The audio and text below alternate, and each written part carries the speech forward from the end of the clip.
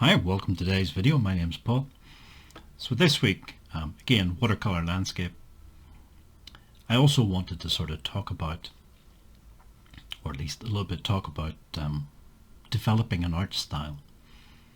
It's something I've seen a few videos about recently, and so it sort of made me think about how I approached developing an art style.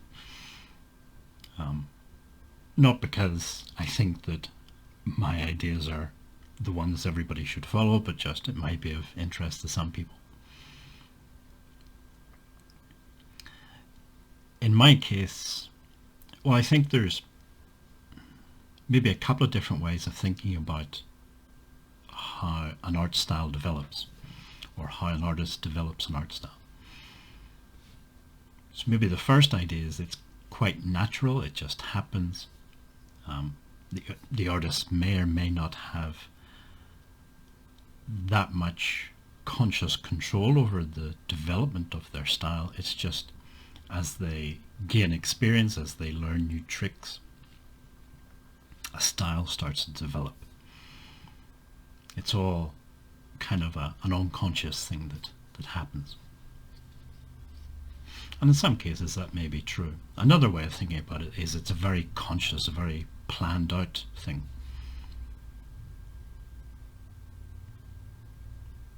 The way I kind of think of it is everybody already has a style, no matter what stage you're at. If it's the first time you've ever done a painting, or it's your 10,000th painting, or whatever it is, we all have a style. That style isn't fixed. It will evolve and change as our experience levels change, as our knowledge increases. So maybe when people say they want to discover their style, what they mean is they want to learn more skills so that they're more in control of how the final painting looks.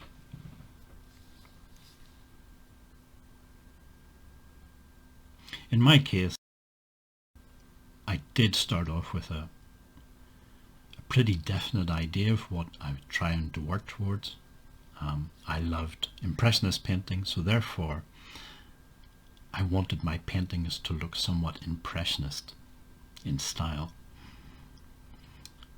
But that up a kind of a problem, because I was using watercolor, and most of the artists that I admired, they were using oil painting. So I had to try and figure out how to create a sort of Impressionist look using just watercolor. And I think that's one of the things then, there are a number of factors that can influence your style of art. And those include, for example, the medium that you use. You're not going to be able to recreate the same style using watercolor and then also using, say, a dry medium like soft pastels. They're so completely different that the final result is always going to look different. So I think definitely the medium that you use will have an influence on how the painting and how your style is.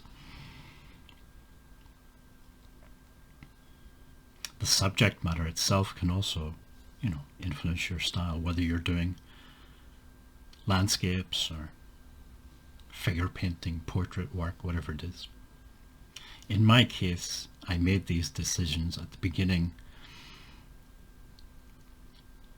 to try and achieve the result that I was looking for. So some of those decisions were to keep the composition very simple.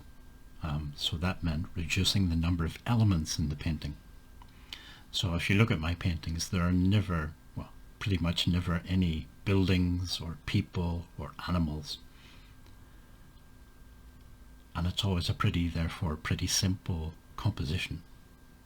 And that was a conscious decision.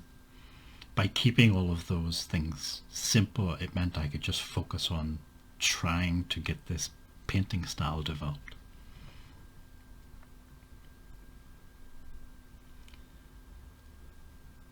over time in the future I may start to introduce other elements like people and animals and things as my skill level sort of develops and grows. But at the moment I'm just keeping everything very simple.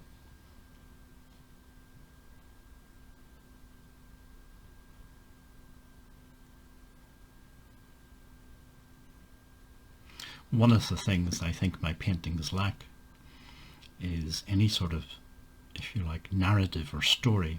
If once you introduce, for example, people or buildings or things like that into your painting, you can start to introduce a kind of story. Who are these people? What are they doing?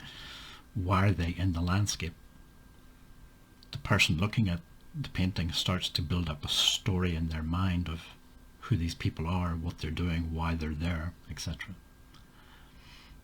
The very simple compositions I have at the moment doesn't have any of that sort of narrative or storytelling aspect.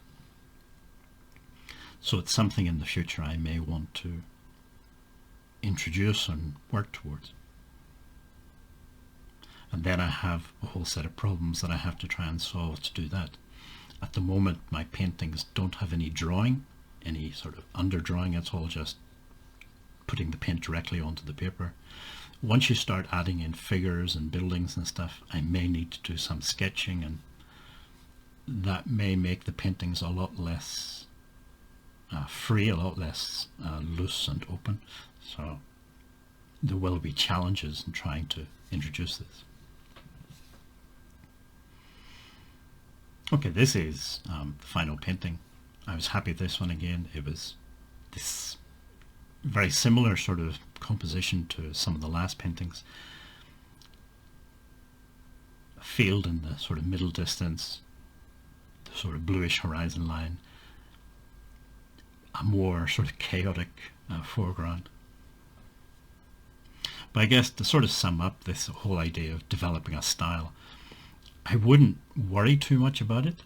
There's no point in stressing over these things. If art isn't fun, you know, kind of why do it? There's enough things to worry about and get stressed about in ordinary life without adding art into it as well. So I think art needs to be fun, so I wouldn't stress about developing a style. Also, there's nothing wrong with copying things. So if you want to copy a certain style or even copy an actual painting by an artist, you can learn a lot by doing that. And as you learn new things, your ability to control the final look of the painting will increase, and therefore you'll start to develop a style which can evolve and grow over time. Okay, well, I hope it sort of made sense to somebody. If you'd like to subscribe, just click on the big red button below, and hopefully see you in next week's video.